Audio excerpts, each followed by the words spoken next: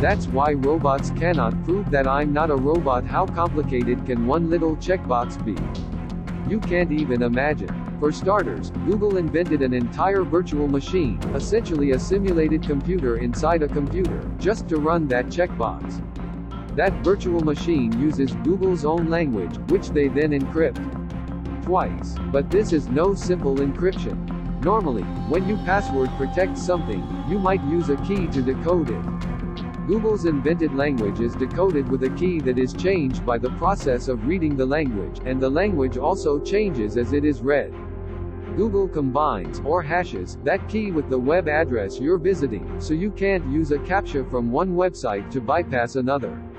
It further combines that with fingerprints from your browser, catching microscopic variations in your computer that a bot would struggle to replicate, such as CSS rules.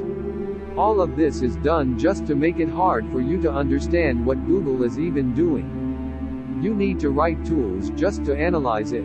Fortunately, people did just that.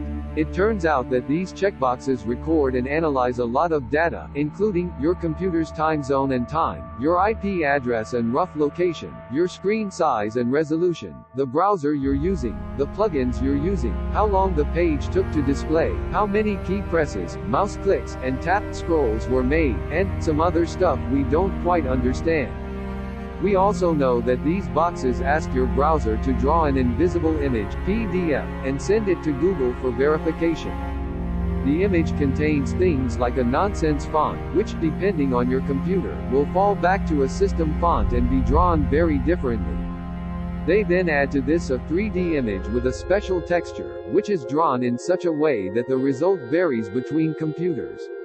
Finally, these seemingly simple little checkboxes combine all of this data with their knowledge of the person using the computer.